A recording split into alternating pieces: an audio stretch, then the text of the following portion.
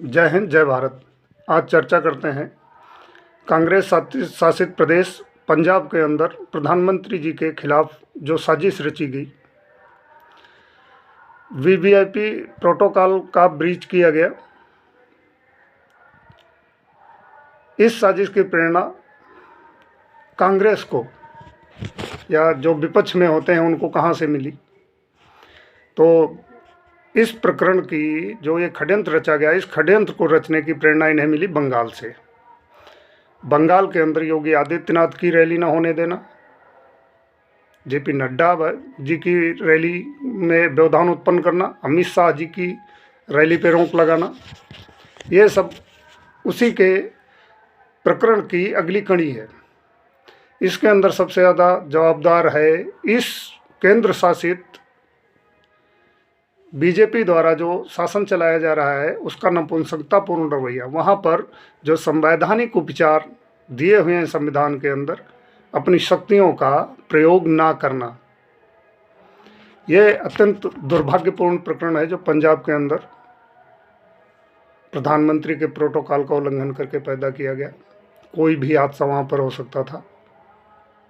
उस राज्य की इतनी हालत खराब हो रखी आंतरिक सुरक्षा के मामले में कि वहाँ पर कुछ संभावना व्यक्त करना, अटकल लगाना होगा। वहाँ पर कुछ भी हो सकता था। प्रधानमंत्री की जान को खतरा भी उत्पन्न हो सकता था। ऐसा प्रकरण पैदा करके, चूंकि कांग्रेस शासित प्रदेश है तो कांग्रेस के ऊपर ही इसका पूरा दारोमदार जाएगा और उन्हीं का ये षड्यंत्र है देश की छवि को खराब करने का। निरंतर प्रयास किया जा रहा है कांग्रेस के द्वारा, कभी गलवान प्रकरण को लेकर कि चीन का कब्जा हो गया, प्रोपेगेंडा वीडियो के तहत यहाँ प्रोपेगेंडा सेट करते हैं ये लोग, कभी राफेल के ऊपर करते हैं। तो अभी बात करते हैं मौजूदा प्रकरण की, जो प्रधानमंत्री के पद की गरिमा का उल्लंघन भी है और संवैधानिक उपबंधों का भी उल्लंघन है। तो सबसे पहले तो बात करते हैं पंजाब राज्य की जो आंतरिक हालत है उसके ऊपर। जिस तरह हम सभी लोग जानते हैं, ये जो किसान आंदोलन चल रहा था ये पूरी तरह हैक्ड आंदोलन था। स्पष्टता दिखाई दे रहा था सभी वीडियो आदि देखने पर कि ये हैक्ड आंदोलन है, हैक्ड बाय खालिस्तान। जहाँ पर देखो भारी मात्रा में सिख समुदाय ही नज़र आता था। क्या संपूर्ण भारत के अंदर सिर्फ और सिर्फ या बहुतायत में केवल सिख ही किसान हैं, बाकी अन्य लोग किसान नहीं हैं? सिख भी हिंदू हैं, किंतु जिस तरह से खालिस्तान नरेशन सेट करता है उससे हिंदू और सिख दोनों अलग अलग माने जाने लगे हैं। तो यहाँ पर बात करते हैं पंजाब राज्य की आंतरिक हालत की। सबसे पहले तो किसान आंदोलन के दौरान जो कार्रवाइयाँ हुई, खालिस्तानी झंडा फहराना आदि से लेकर के नृशंसतापूर्ण हत्याएं भी हुई। देश को आर्थिक रूप से भी नुकसान पहुंचाया गया। वहीं पर सेंट्रल गवर्नमेंट ने अपनी शक्तियों का प्रयोग करते हुए दूध का दूध और पानी का पानी करना चाहिए था कि इनकी फंडिंग कहाँ से हो रही है, इनके पैसे कहाँ से आ रहे हैं, इनकी फंडिंग के स्रोत और जो इनकी व्यवस्था थी, इतने योजनाबद्ध तरीके से प्रदर्शन चल रहा था, उसकी भी जांच करनी चाहिए थी। वो नहीं किया। उसके पहले बंगाल के अंदर इन्होंने अपनी शक्तियों का प्रयोग नहीं किया। तो ये मूल जड़ यही है इस पूरे प्रकरण की, जो कि अत्यंत दुर्भाग्यपूर्ण प्रकरण है। मोदी जी कोई व्यक्ति विशेष नहीं है, भारत के संवैधानिक पद पर, प्रधानमंत्री के पद पर बैठे हुए हैं। वो सभी के प्रधानमंत्री हैं, कांग्रेस के भी प्रधानमंत्री हैं, हर भारतवासी के प्रधानमंत्री हैं, पूरे भारत देश के प्रधानमंत्री हैं। उनके पद की गरिमा का ध्यान रखना चाहिए, चाहे विपक्ष हो, चाहे कांग्रेस हो या कोई भी हो। तो बात करते हैं पंजाब की, जो पंजाब के अंदर चल रहा है। अभी पिछला बेअदबी प्रकरण चला जिसमें 2 लोगों की नाजायज़ और नृशंसतापूर्ण हत्या की गई। और अन्य बातें करते हैं तो सबसे पहले बात करते हैं वहाँ की जो आंतरिक सुरक्षा व्यवस्था है वो बिल्कुल चरमराई हुई है। खालिस्तान के थ्रू कांग्रेस हो या अन्य विपक्ष हो, जिन लोगों ने भी किसान आंदोलन को प्रायोजित किया और उस अंजाम तक पहुंचाया कुछ लीगल मांगों के साथ में, उन लीगल मांगों को गवर्नमेंट ने पहले ही मान लेना चाहिए था। वो तो खैर दूसरी बात है, लेकिन उसमें खालिस्तान को रिविटलाइज किया गया। यह है कांग्रेस की चाल। सब कुछ स्पष्टता दिखाई दे रहा है। राकेश टिकैत जी का बयान आता है, कितना असहिष्णु और असंवेदनशील कि ये वोट की राजनीति के लिए, संवेदनाएं प्राप्त करने के लिए, सहानुभूति प्राप्त करने के लिए प्रधानमंत्री का स्टंट है। ये राकेश टिकैत जी के किसान वाले बयान हैं या उग्रवादी वाले बयान हैं, इसका डिसाइडेशन जनता ही करे तो ज़्यादा अच्छा है। अभी बात करते हैं पंजाब राज्य की आंतरिक व्यवस्था की। वहाँ पर 2 तो ये हत्याएं हुई, उसके पहले भी अन्य प्रकरण आते रहे हैं निरंतर। उसके बाद बात करते हैं बड़े बड़े जो उग्रवादियों वाले कार्य किए गए पंजाब में। 8 अगस्त को अजनाला के अंदर ऑयल टैंकर ब्लास्ट, 5 सितंबर 2021 को टिफिन बम का धमाका, 15 सितंबर 2021 को जलालाबाद में मोटरसाइकिल धमाका। उसके बाद में आ जाइए इसी क्रम में 7 नवंबर 2021 को सीआईए दफ्तर में धमाका होता है। उसके बाद में बात करते हैं 21 नवंबर 2021 की, मिलिट्री कैंटोनमेंट गेट के पास में ग्रेनेड धमाका होता है। उसके बाद में 23 दिसंबर की बात करें तो लुधियाना कोर्ट में बम विस्फोट होता है। ये है वहाँ की आंतरिक व्यवस्था। ये आंतरिक व्यवस्था है। अभी इसके अंदर देखो, कांग्रेस का पूरा जो चरित्र और इतिहास है वो पूरा रक्त रंजित, दंगों से भरा हुआ, करप्शन से भरा हुआ है। प्रधानमंत्री के पद की गरिमा ये लोग निरंतर भंग करते आए हैं। इस प्रकरण के अंदर गवर्नमेंट को सबक लेते हुए पिछली बार जो अकर्मण्यता दिखाई सेंट्रल गवर्नमेंट ने, उसको दरकिनार करके पूर्ण रूपेण एक्शन लेना चाहिए। इसके अंदर जो भी ऑफिसर हैं, सबसे पहले तो वहाँ एसएसपी महोदय को सस्पेंड किया जाता है, जो कि गलत है। जबकि यदि रूट चेंज किया गया तो उसमें डीजीपी महोदय का क्लियरेंस आता है। सबसे पहले तरतीबवार बात करते हैं। सबसे पहले तो बात करते हैं जब प्रधानमंत्री जी भटिंडा एयरपोर्ट पे लैंड होते हैं, तब वहाँ पर कौन आता है उन्हें रिसीव करने? स्टेट के मुख्यमंत्री को आना चाहिए, चीफ सेक्रेटरी को आना चाहिए। दोनों लोग वहाँ से नदारत रहते हैं। उसके बाद में जब खराब विजिबिलिटी के चलते रूट चेंज किया जाता है तो सबसे पहले वहाँ के जो लोकल सिक्योरिटी है, पुलिस, उनसे संपर्क किया जाता है। ऑफिशियल्स ने उनको बाकायदा लेटर दे करके डीजीपी से क्लियरेंस लिया। डीजीपी ने क्लियरेंस दिया कि हाँ भाई सब ठीक है, आप जाइए। और किस तरह से ये सब प्लाट किया गया, उनको ले जाया गया वहाँ पे ले जाने के बाद में जब आगे से रोड ब्लॉक कर दिया गया प्रदर्शनकारियों द्वारा, उसके बाद भी पुलिस द्वारा पीछे से आवाजाही पर कोई भी प्रतिबंध नहीं लगाया गया। तो सस्पेंड तो डीजीपी महोदय को करना चाहिए। एसएसपी साहब की जवाबदारी तो ग्राउंड लेवल पे बाद में आएगी। सबसे पहले जो मुखिया बैठे हुए हैं पंजाब पुलिस के, उनके ऊपर एक्शन होना चाहिए।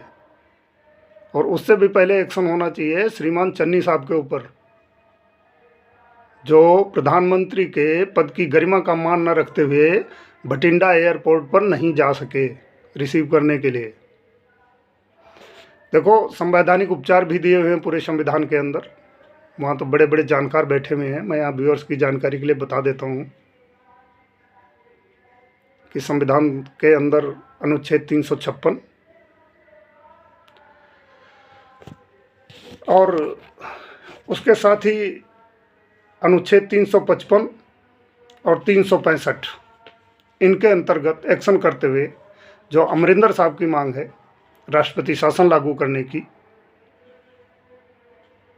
पंजाब सरकार को भंग करके श्रीमान चन्नी साहब की जवाबदारी निर्धारित करते हुए पूरी तेज जांच करा करके उनको जेल में डालना चाहिए श्रीमान चन्नी साहब को।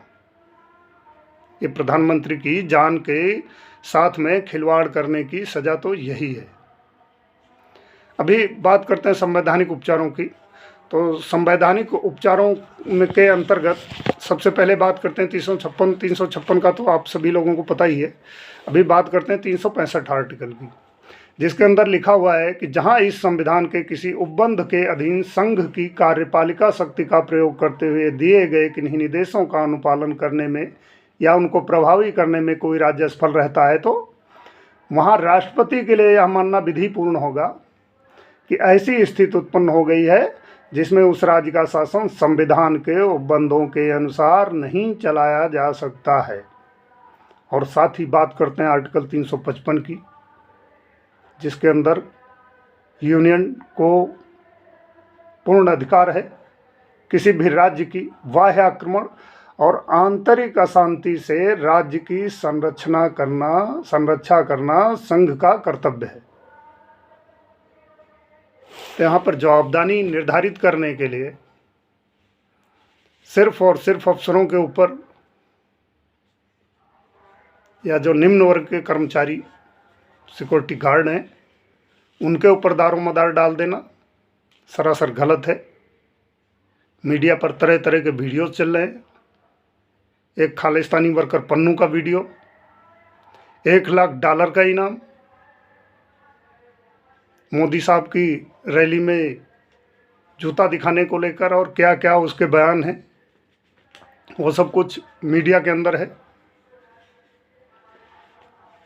जनता ने डिसाइड करना चाहिए कौन क्या कर रहा है। इन सभी तानों बानों को मिला करके देखना चाहिए। वैसे तो इन सब के लिए जवाबदार स्वयं भारतीय जनता पार्टी का केंद्र में बैठा हुआ नेतृत्व है। कारण बंगाल के अंदर इन्होंने कोई एक्शन नहीं लिया, वहाँ पर एक्शन लिया होता तो आज ये दिन देखना नहीं पड़ता।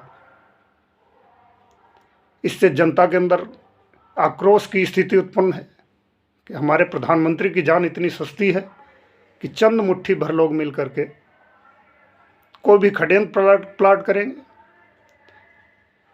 लोकतंत्र के अंदर इसका परिणाम देखने को मिलेगा इलेक्शन में। वोटिंग होगी, इलेक्शन होगा, तब जनता बताएगी कि इसका परिणाम क्या होता है।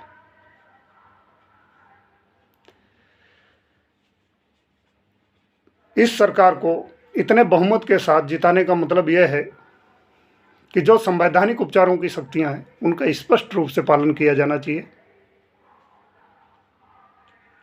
एक कमजोर शासन के लिए इतना बड़ा बहुमत नहीं दिया गया मोदी जी को। मोदी जी को स्वयं जो संवैधानिक उपबंध दिए हुए हैं उनका प्रयोग करना चाहिए, केंद्र को अपनी शक्तियों का प्रयोग करना चाहिए और पंजाब राज्य में राष्ट्रपति शासन लागू करना चाहिए। स्पष्ट लिखा हुआ है, आर्टिकल पढ़कर मैंने बता दिए हैं। और बाकी वहाँ तो बड़े बड़े जानकार बैठे हुए हैं। अगर ये महज राजनीतिक बयानबाजी भर बात सीमित रहती है तो ये देश की संप्रभुता के लिए खतरा उत्पन्न करने जैसी बात होगी। जितने भी ये प्रकरण चल रहे हैं पंजाब के अंदर और इस किसान आंदोलन, तथाकथित किसान आंदोलन, कुछ जायज़ मांगों के साथ तथाकथित किसान आंदोलन के दौरान जो खालिस्तान के जिंदा होने के सबूत मिले हैं, केंद्र सरकार को, वैसे तो स्टेट गवर्नमेंट की जो होम मिनिस्ट्री है उसकी भी रिस्पॉन्सिबिलिटी है, लेकिन चूंकि वो तो कांग्रेस की है तो उनसे कोई उम्मीद नहीं की जा सकती है। इनका पूरा इतिहास देखने के बाद में कोई उम्मीद नहीं की जा सकती है। इसके अंदर सेंट्रल गवर्नमेंट को पूर्णतः सख्त रवैया अपनाना चाहिए और नेतागिरी की जो फ्रेटर्निटी है उसको दरकिनार कर देना चाहिए। संवैधानिक उपचारों का पूर्ण रूपेण प्रयोग करना चाहिए। पंजाब की सरकार को भंग कर देना चाहिए। श्रीमान चन्नी साहब को उठाकर जेल में डालना चाहिए जांच करवाने के बाद में, और वहां पर पूर्णतः राष्ट्रपति शासन लागू करवाना चाहिए। किसी भी राज्य के अंदर आंतरिक अशांति पैदा करने की कोशिश की स्थिति में भी यदि राष्ट्रपति शासन लागू नहीं होगा तो क्या फ़ायदा है? जो संविधान में उपचार दिए हुए हैं उनका क्या फ़ायदा है? किसी गवर्नमेंट को इतना स्पष्ट और इतना बड़ा बहुमत देने का क्या फायदा है जनता को। सभी व्यूअर से मेरी प्रार्थना है, कृपया जो बातें इस वीडियो में मैंने की हैं उनके सभी के ताने बानों को मिला करके स्वविवेक से निर्णय करें, राष्ट्रहित वाली सरकारों का चुनाव करें। मैं कोई मीडिया का आदमी नहीं हूँ, मैं आम पब्लिक हूँ, आर्मी से रिटायर्ड हूँ। हमारे प्रधानमंत्री के ऊपर या देश के ऊपर यदि कोई आंख उठाता है तो हमारे खून में उबाल आना स्वाभाविक है। जो मेरे ये शब्द है ये उस बात का सबूत है। बाकी पूरी जनता के खून में भी उबाल आना चाहिए और इस बात का सबक आने वाले स्टेट इलेक्शन में भी और सेंट्रल इलेक्शन में भी दिखाई देना चाहिए, ताकि पूरे विपक्ष के होश खुल सके कि देश विरोधी गतिविधियां अभी नहीं चल सकती हैं देश में। जय हिंद, जय भारत।